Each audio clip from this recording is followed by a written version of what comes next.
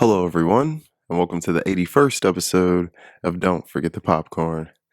First off, I've had a lot going on, so sorry I'm a little late with this. I won't waste any time, we got a lot to cover. As always, I will have my top 5 of the month, even though this was the hardest 5 I think I've had to pick in a while. I watched some good stuff. Follow me on Letterboxd, Ralph Vader. It'll be linked below. Like and subscribe to the channel and my podcast, my buddy, The Cutting Room Floor, also linked below. Appreciate it, guys. So let's get into everything I watched in April. Dogtooth, 2009, directed by Yorgos Lanthimos. This was a very, very interesting film. I've been going through watching a lot of Yorgos films I've missed, and I must say I absolutely adored this film. It's a weird one. It's about a family that lives kind of in a remote location, and the parents have the kids under some weird mind control. And that's pretty much all I'm going to say. I absolutely adored this film, and it is a top 5 of the month for me. I am going to give Dogtooth a 9.2 out of 10. And this I could only recommend to some deep cinephiles. The Bakery Girl of Mankiw, 1963, directed by Eric Romer. Now I've been watching The Six Tales of Eric Romer. I had watched My Night at Maud's a while ago, and I wanted to watch the rest of them, so I was running through them. This was a great short film. It's only 23 minutes. It's about a guy who he likes a girl, but he ends up kind of feeling a girl who works at a bakery in his pursuit of this other girl. Very great short film. I loved it. I could recommend this to anyone. I'm going to give The Bakery Girl of Mankiw a 7.7 out of 10. La Collectionneuse, 1967, directed by Eric Romer. Another one in the Six Tales, like I was just talking about. This film's about an art dealer who goes to a remote location to spend the summer, and he ends up befriending this young girl who she's a little promiscuous, and their relationship is very interesting. And the title of the film goes into a lot of different aspects of the film. This was also a great film. Eric Romer is incredible. I could absolutely recommend this to anyone. I'm going to give La Collectionneuse a 7.8 out of 10. Charade, 1963, directed by Stanley Donen. This is a classic Audrey Hepburn and Cary Grant film. I enjoyed this film. It's an espionage movie, just to keep it simple. I'm gonna try not to keep you guys too long and go on and on. This was a good film. You get a classic performance from an older Cary Grant and the lovely Audrey Hepburn, who's always fantastic to watch. They had good chemistry. If you're a fan of 60s espionage films, I would give it a watch. I'm going to give Charade a 7.4 out of 10. Dead Man, 1995, directed by Jim Jarmusch. Oh, this is an interesting Western. We get an interesting performance from the kid Johnny Depp. This was a fun Western, black and white. It's a trippy one. It's about this guy who goes to a town to work, and when he gets there, he realizes he's not hired, and some things happen, and these guys are trying to hunt him down, and he kind of just goes ape stuff, man. If you're a Western fan, I would definitely recommend this. I'm going to give Dead Man a 7.7 out of 10. Pi, 1998, directed by Darren Aronofsky.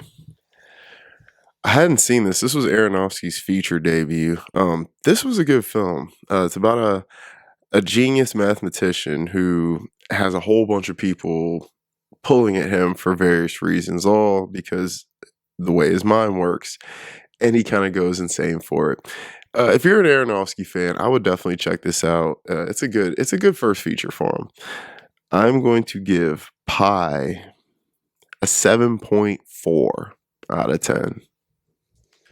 Only God Forgives, 2013, directed by Nicholas Winding Refn. Now, I like Winding Refn, obviously. Gosling and him collabed on Drive, and they also collabed on this. And Drive is incredible. This film is not incredible. It's not a bad film. Ryan Gosling works for his mom, living in, I believe it's Taiwan, and he has like a dojo, and they run drugs, and it's a very quiet film. Um, it's an interesting one. It's very beautiful. It's got that Winding Refn style all over it. So if you like that, you'll definitely like it stylistically. I could only recommend this to Refn fans, though. I don't know if everyone else will love this.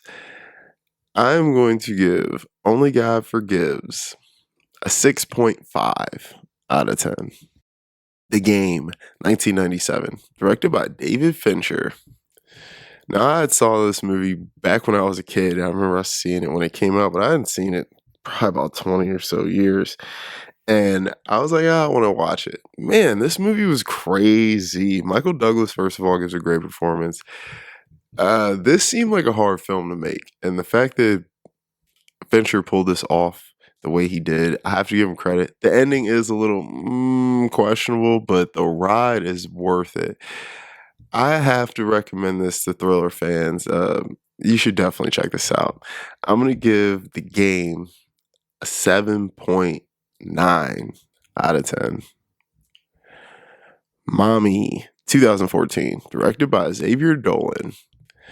Now, I love discovering new directors. Xavier Dolan, he's a French-Canadian director, and my lord, this kid, because he's only 34 years old, he's only a few years older than me, I was like, holy hell, I cannot believe that this guy made this movie when he was like 24 years old. It just blew my mind. This was very close to making top 5 of the month. Mommy is a film about a single mother who is trying to deal with her behaviorally challenged son, and I gotta say, such a compelling film. It hit the emotions hard. It put tears in my eyes. I was very, very impressed by this film. Very close to making my top 5. We will be talking about this director later. I would absolutely recommend Mommy to anyone. And I'm going to give Mommy an 8.8 out of 10.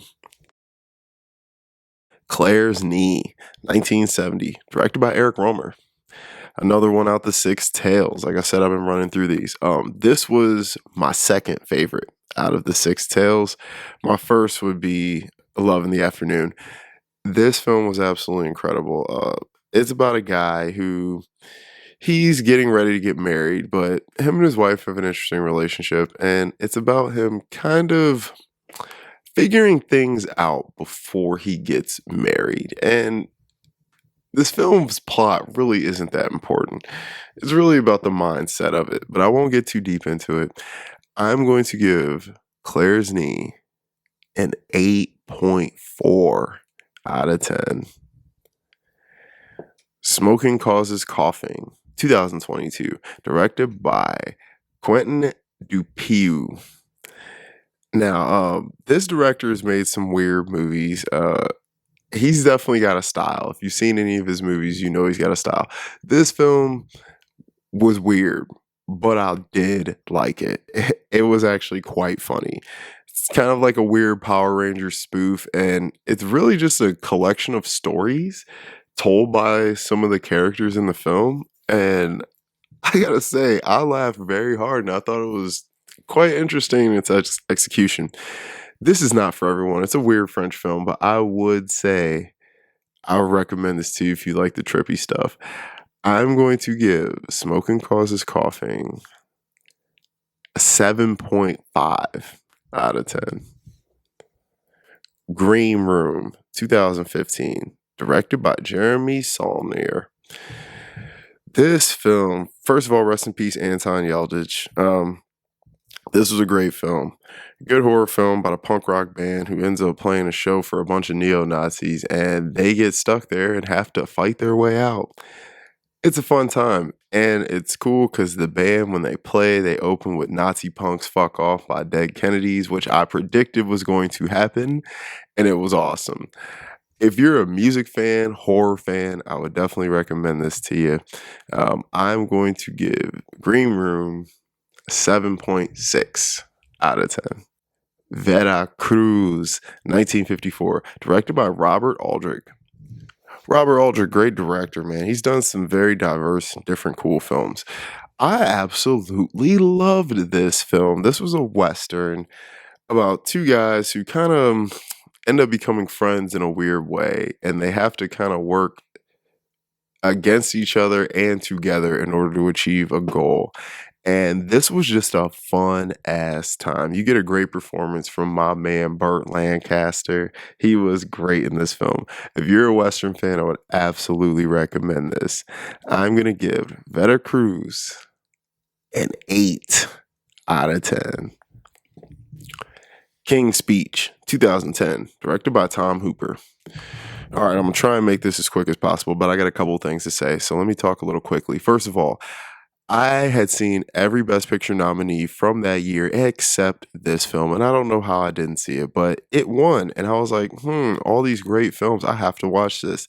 I was highly disappointed in this film. This film sucked. It was Oscar bait to the max. Colin Firth was fine. Jeffrey Rush was fine. Helena Bonham was fine. I like all those actors, but God, man, this movie was a slog. It was boring. It was not entertaining, and I do not see how this won over The Social Network or the plethora of other great films like Black Swan or even freaking Toy Story 3 that were on there. Yeah, I don't get it. I would not recommend this to you. This movie is boring. I am going to give The King's Speech a 5.7 out of 10. Cruisin', 1980, directed by William Friedkin. Now, this is a film that is not boring. William Friedkin, I've been watching his movies lately because he is absolutely incredible, and this is an incredible film. Very underrated, classic LGBT film. Al Pacino plays a cop who goes undercover in order to investigate the underground BDSM world to find a killer. And my lord, this was a fun ass time. This movie is full of style. It's got a lot going for it. I really, really had a great time with this one. If you're an LGBT fan, you gotta watch this movie.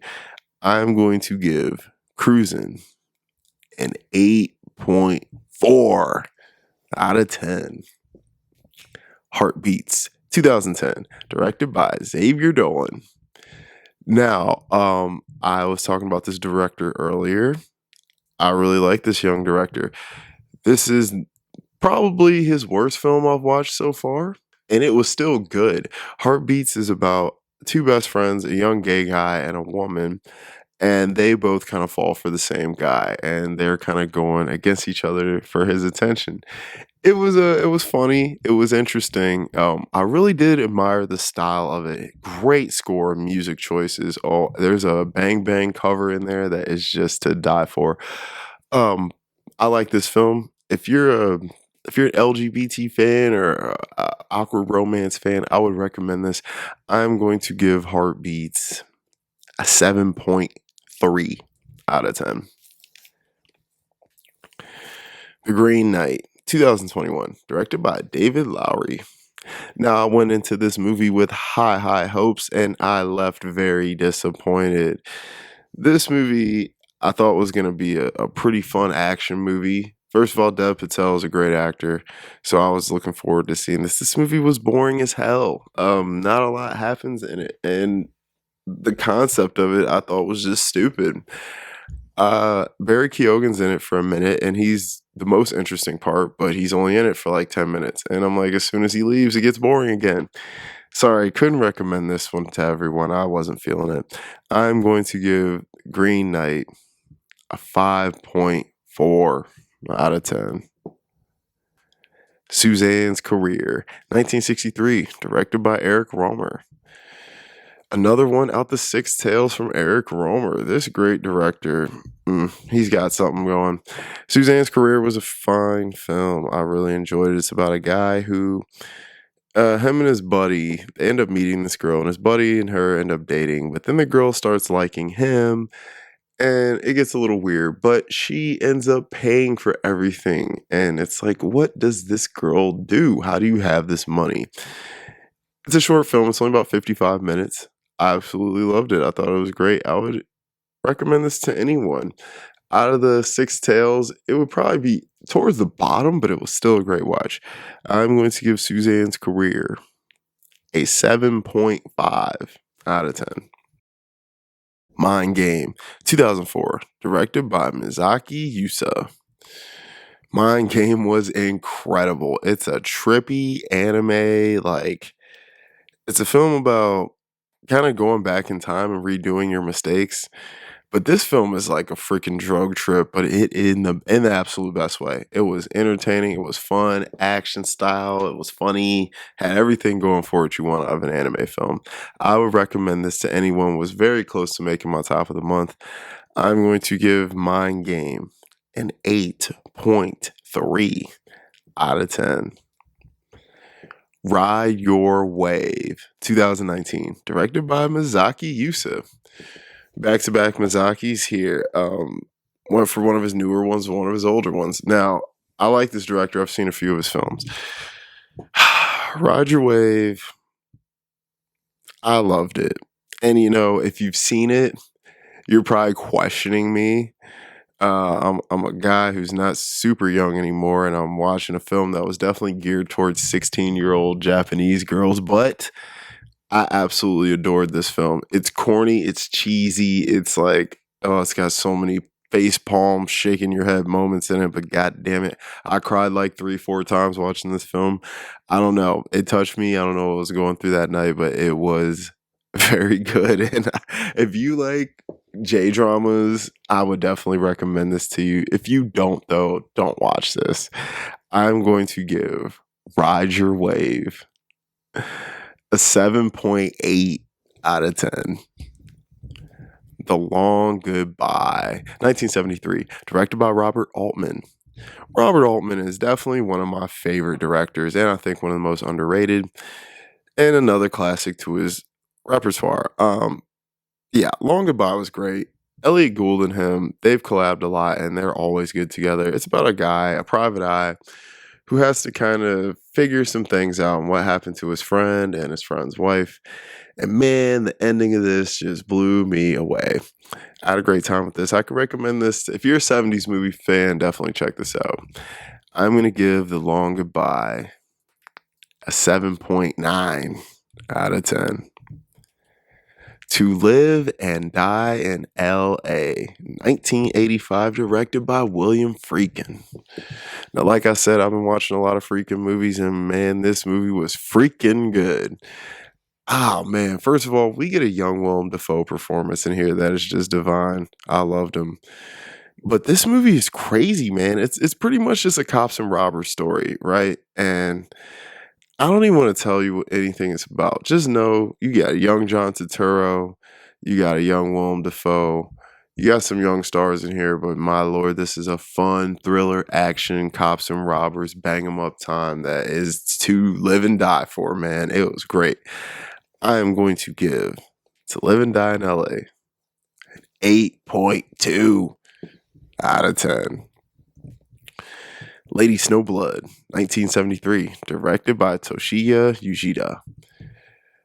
All right, so this was a film that influenced Tarantino on the making of Kill Bill, and when you watch it, oh my lord, you see it. Yo, you see it's all over. But man, this was a great film. I absolutely see why he was influenced and why this film was a big inspiration for him. This was a great time. I had a fun time with this film. Bang 'em up action, start to finish. It's a short watch. I think it's like an hour and 38 minutes. I was just floored by this film. It was beautiful. I'm going to give Lady Snowblood an 8.2 out of 10. King of New York, 1990, directed by Abel Ferrara. Man, this was a fun time. You got a younger Christopher Walken, a young Larry Fishburne in this crime-filled freaking thriller action bang 'em up. Christopher Walken plays a crime boss who just gets out of jail, and him and his crew are just going ape in it. It is such a fun time. It was a banger. I had a great time with this. If you're an action crime fan, I would definitely recommend this. I'm going to give King of New York an 8.1 out of 10. Belle de Jour, 1967, directed by Louis Buñuel. Oh man, what a great French movie. This film is about a young married woman. She's a housewife and her husband's a rich ass doctor and she don't have to do nothing, but she has a lot going on in her head. She's suffering um, with trauma that hasn't been properly dealt with. And this woman ends up becoming a prostitute when she does not need to. This was an incredible film. Really close to making my top 5 of the month. I would recommend this to anyone. I am going to give Belle de Jour an 8.7 out of 10. Adaptation, 2002, directed by Spike Jonze. All right, man. We already know when the homie Spike Jonze and the homie Charlie Kaufman collab, it's a wrap, man. They're just too nice together. This is a great collaboration again. It's almost a sequel to Being John Malkovich, and we get an incredible Nicolas Cage performance, incredible Meryl Streep performance. This was a very good film. It's about a screenwriter who is struggling with adapting the screenplay about flowers. And I can see why this book would be hard to adapt, but the story isn't in the book. It's about the creation of it. Oh my God, I can't get into everything about it here. Maybe I'll do a review on this film and get deeper in it, but I would recommend this. Listen, it's a weird one. If you're into weird psychological films, I would check this out. I'm going to give Adaptation an 8.4 out of 10. Safe, 1995, directed by Todd Haynes. All right. Now, when I first watched this movie, I did enjoy it, but I was like, I didn't love it. But I sat on it for some days and days, and now I think it's actually a masterpiece. Safe is a film starring Julianne Moore, and we already know her and Todd Haynes, they just go hard together.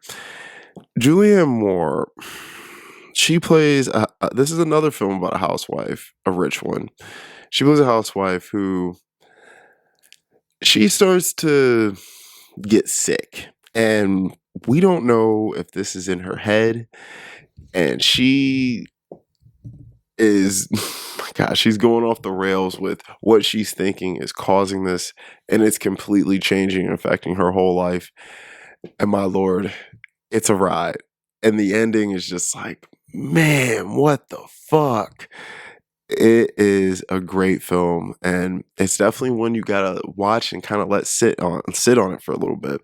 So I'm gonna give Safe an 8.3 out of 10. Whew. La Cérémonie, 1995, directed by Claude Treball. All right, I'm gonna tell you right now, off the rip, this is a top 5 of the month. This film, it has my girl in it, Isabelle Huppert, probably the best French actress, probably possibly of all time, playing some of the most daring and challenging roles in French cinema. She's absolutely incredible in this, and I mean, this movie is just absolutely incredible. It's about 2 women. One of them's a maid to a rich family, and one of them works at a post office, and they become friends. And in this battle of class and social standings, these women, they just kind of start getting a little nutty. And I'm going to leave it at that because this is such a beautiful film on so many levels. It touched me all kinds of ways. I adored it from the very first frame to the very last.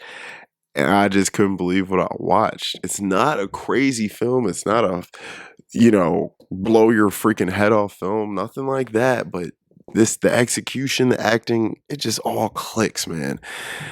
I would recommend this to anyone, something to give a chance and try something different.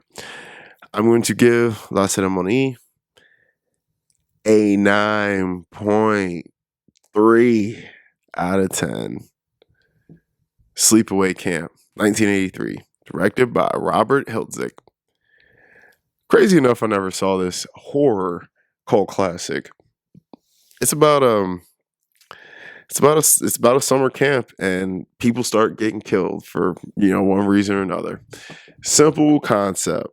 But this was a fun film. It's 80s campy as hell. I absolutely loved it. The endings threw me a little bit. I definitely kind of want to watch the second one now, but I was definitely digging it. So if you're a horror fan, this is definitely one to check out and actually probably add to your collection. I'm going to give Sleepaway Camp a 7.4 out of 10. Thrashin', 1986, directed by David Winters. Young Josh Brolin, man, Thanos, the guy. He's skating in this movie, skateboard man, and me being a skateboarder, of course, this film hit me on a personal level because I love skateboarding. I've been skateboarding a long time. This was a fun film, man. It's got some good 80s skateboarding in it. The skating's a little dated for my taste just because, I didn't start skating until the 2000s, but it still was dope. These guys were going hard. It's a fun time. Josh Brolin, I know he didn't like his performance in this, but he gave a good performance. If you like 80s movies, you like skateboarding, definitely check this one out. I'm going to give Thrashin' a 7.3 out of 10. La Femme Nikita, 1990, directed by Luc Besson. Oh Lord, man, this movie was fire, fire, fire. If you like Leon, you'll love this film. This movie is absolutely incredible. I adored it. Hitman story, cleaner. This lady, she gets arrested and has to end up essentially working for the cops in order to get her freedom. And it's badass. Definitely watch it. Almost made my top 5. I'm going to give La Femme Nikita a 9 out of 10. Escape from Alcatraz, 1979, directed by Don Siegel. Escape from Alcatraz, man, is an absolute fun time. I love this movie. I thought it was great. Clint Eastwood doing his thing. Unfortunately, it was the last collaboration between him and Don. They fell out over this movie. But, hey, Jail, great jail movie. I do think the end, although I liked it and it was smooth, I think we could have drugged this movie actually a little 10, maybe 10 or 15 minutes longer. But I'll recommend this to anyone, especially if you're a jail fan. I'm going to give Escape from Alcatraz 7.8 out of 10. The Human Condition 1, No Greater Love, 1959, directed by Masaki Kobayashi. Okay, I'm going to tell you right now, this is probably the best film I watched of the month. This is obviously a top 5 of the month. This is a story about a young man who is trying to make a difference in Japan in World War II. And I'm just going to leave it at that because I would highly, highly, highly recommend this to everyone. And this is just part 1. There's 3 parts, and I still have to watch the other 2. Forewarning, this movie is 3.5 hours long. Okay? But it is well worth every minute of it. You need all that runtime. Trust me. I absolutely adored this. I would recommend this to anyone. And I'm going to give The Human Condition 1, No Greater Love, a 10 out of 10. If Beale Street Could Talk, 2018, directed by Barry Jenkins. We all know Barry Jenkins, a great director. Moonlight, one of the best movies to come out in the last 15 years. I did like If Beale Street Could Talk. It was good. I didn't love it though. It's one of those we get it movies, and I love that. He told this great romance story, but unfortunately, man, as much as I enjoyed it, I don't know, something about it just didn't hit for me in the ways that like Moonlight did, or other black stories like this have hit me. This one just didn't hit me like that, but I still thought it was pretty good. It's worth watching. I'll give If Beale Street Could Talk a 7.2 out of 10. Dune Part 2, 2024, directed by Denis Villeneuve. Now, I have a whole review on this film. I can link it down below if you guys want to check that out. Dune Part 2 was obviously incredible. We know it's a continuation of Dune 1. I don't have to get into this. Go see this. Go in theaters, go see it in IMAX, okay? It's a top 5 of the month for me. It was incredible, you know? I'm gonna give Dune 2 a 9 out of 10. The Favorite, 2019, directed by Yorgos Lanthimos. Man, it was kind of hard not just putting all these Yorgos movies in the top 5 of the month, but I was like, I can't put all his films in there. The Favorite, one of my favorites. I absolutely love it. First of all, Rachel Weisz, she is just a gem. She is so incredible in this movie. I just couldn't keep my eyes off of her. Um, Emma Stone gives an incredible performance, and so does Olivia Colman. The three leads are just sensational. Watch this movie. I'm gonna give The Favorite a 9 out of 10. The Zone of Interest, 2023, directed by Jonathan Glazer. The Zone of Interest, what a picture. The Zone of Interest was a good movie. I finally got to see it before the Oscars so I could, make my predictions. And I did predict it to win Best Sound, and it did. And I'm glad I was right because the sound is everything to that movie. Uh, as much as I did think this was a great film, I think the rewatchability of it is low. I have no desire to visit it again, but I did like it and I would recommend it. It was tremendous feat. What Jonathan Glazer did here was pure creativity and it was very effective. And I understand why I got all the love. Um, I'm going to give The Zone of Interest a 7.8 out of 10. The Killing of a Sacred Deer, 2017, directed by Yorgos Lanthimos. Like I just said, I just wish I could put all his films in the top 5, but I can't. You gotta save room for someone else. This movie was nuts. Killing of a Sacred Deer, absolutely incredible. First of all, Colin Farrell, let's just talk about how he's been silently cranking out some of the best performances in the last 10 years. He was incredible in this. Barry Keoghan, incredible. This kid, I know a lot of people have their thoughts and opinions on him. He's fucking good, man. This kid can act. I appreciate what he puts on the screen for us. Um, this is a film about a surgeon who there's a lot of unanswered questions, but we're just gonna say this for the sake of conversation. His negligence essentially killed someone, and that guy's son is kind of out for revenge. And man, what a film. I'll recommend this to anyone. I'm gonna give The Killing of a Sacred Deer a 9 out of 10. The Book of Clarence, 2023, directed by The Bullets. This was an interesting film, a very cool take on a Jesus story. And I myself, I don't really get into religious conversations and things like that. But if you were someone who was trying to get a younger person interested in Christ, I would put this movie on for them. It's definitely more relatable to a younger generation. It wasn't an amazing film, but I did enjoy what I saw, and I think Lakeith Stanfield is one of the best young actors of his generation. I'm gonna give The Book of Clarence a 6.8 out of 10. The Farewell, 2019, directed by Lulu Wang. This is an Awkwafina movie where she does not make me laugh. And she still is giving me a great performance. Awkwafina was very good in this, in a dramatic role. This film is about a young Chinese immigrant who goes back to China when she finds out her grandmother is dying. And this is just a heartfelt family drama, man. It's very good, very worth watching.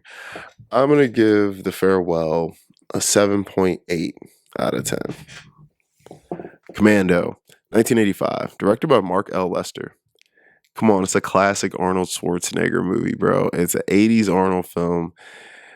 He's trying to save his daughter who was kidnapped. That's the main story. It's fun. It's action packed. It's a good time. If you like 80s movies, if you like Arnold Schwarzenegger, this is for you. I'm going to give Commando a 7 out of 10. Lawrence Anyways, 2012, directed by Xavier Dolan, excuse me. Um, What a picture. This film blew me away. And this was one of my personal favorites of the month, a top 5 of the month. I was floored by this film. It's a long boy, but it's worth every minute. Lawrence Anyways is about a man who wants to have a sex change. Well, not have a sex change. He identifies as a woman and he's dating a young lady and they have a beautiful relationship. And the film was really about how him and this transition affects that relationship. And my God, man, I was just brought in by this film. I really could not believe that I really couldn't believe that this kid at 22 years old made a film like this. It's so mature. It tackles the subject beautifully. And I just I don't know. If you're gonna make a film about trans people, you need to watch this film first. I would recommend this film to absolutely anyone. It is beautiful.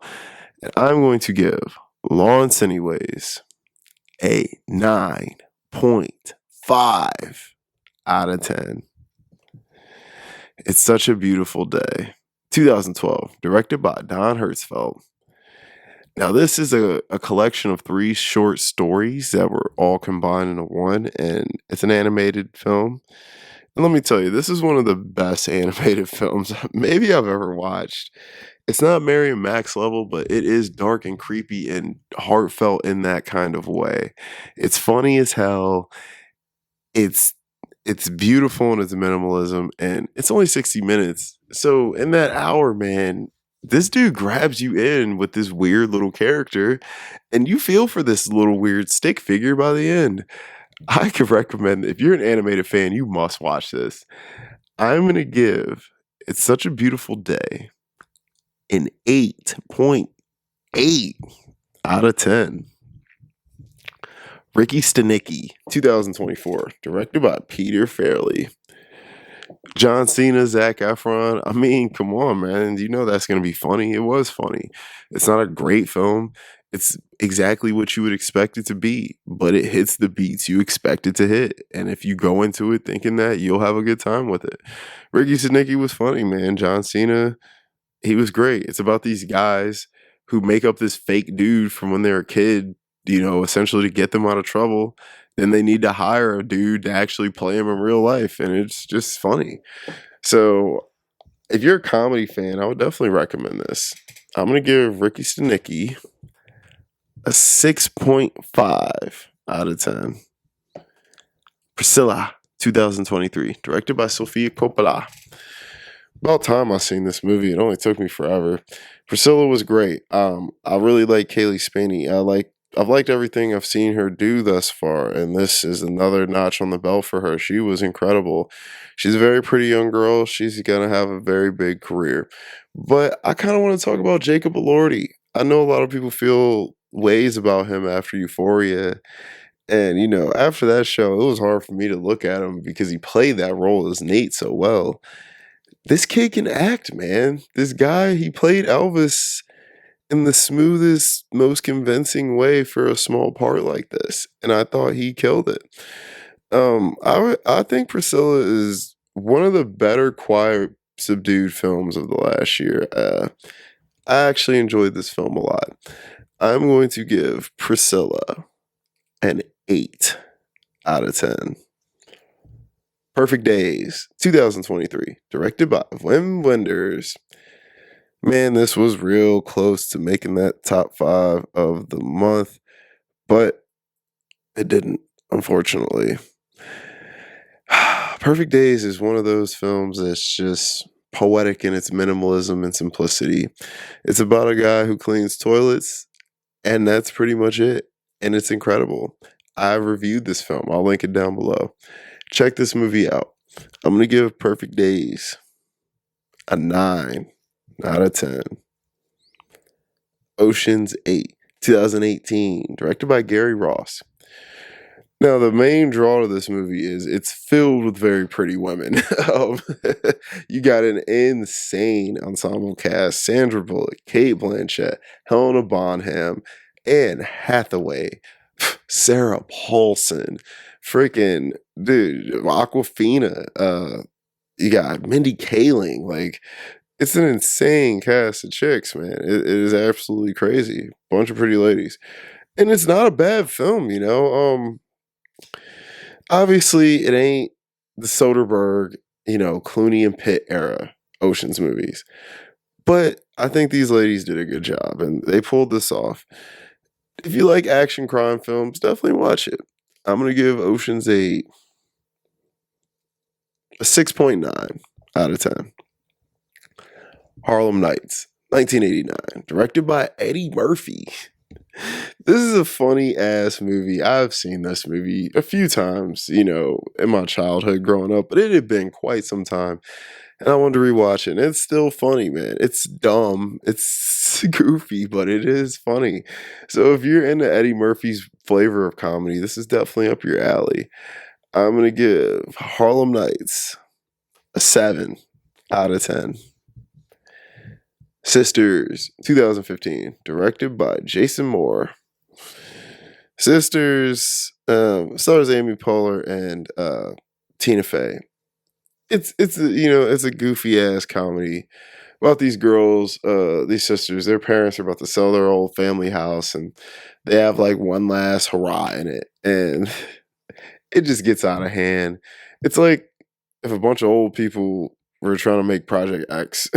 I don't know. It's not a great film. I've seen worse, but I can only recommend this to you if you really like stupid comedies. I'm gonna give Sisters a 6.1 out of 10. The Sound of Metal, 2019, directed by Darius Martyr. This movie, oh man, touching. Heartbreaking film about a man who loses his hearing, and of course, he is a musician. And it's about him going through trying to find himself and his new identity, not being able to hear. This is an absolute must watch, man. It's a beautiful film. It almost put a tear in my eye, but I was strong and I held tight. I'll recommend this to anyone. I'm gonna give The Sound of Metal an 8.2 out of 10. Beauty and the Beast, 2014, French version, directed by Christophe Gans. All right. I'm going to just say it right now. This movie was ass, man. This is probably the worst of the month I watched, really. I'm not even kidding. I did not enjoy this film at all. Only thing going for it is Léa Seydoux. It just looks absolutely incredible throughout the whole thing. This is just not it. I don't need to tell you what Beauty and the Beast is about. All I need to tell you is that there's way better adaptations of this film. We all know it. I wouldn't recommend this to you. I'm going to give Beauty and the Beast a 4.6 out of 10. American Werewolf in London, 1981, directed by John Landis. John Landis is a good director, man. And, this is a classic 80s horror film. This film is gruesome as fuck, man. Those 80s practical horror effects just hit different than like everything else. There was just grossness and realness to it that just, I don't know, man. It's insane. This was a fun film. It was a fun time. I enjoyed this. Obviously, y'all know what this is about. Guys in London backpacking with a friend. They get attacked by a werewolf. The one friend turns into one, and it's a werewolf story. It's classic. If you're a horror fan, I would absolutely recommend this. I'm going to give An American Werewolf in London a 7.3 out of 10. Guys, I know it was a lot of films. I don't know when. I just watched a bunch this month, but I appreciate you sticking around if you made it to the end. Hey, let me know if there's a film or topic you'd like me to review. Like and comment, subscribe, all that is free. I appreciate it. Please follow me on Letterboxd, Ralph Vader. It's linked below. Hit me and my man's Jamie on our podcast, The Cutting Room Floor. It's also linked down below for more movie content. I got a lot going on, guys, so I do plan to be back next week, but I got to get some stuff together and I got things to do with my other channel and stuff, so I will be back, though. I'll be back next week. So, like and subscribe, and don't forget the popcorn.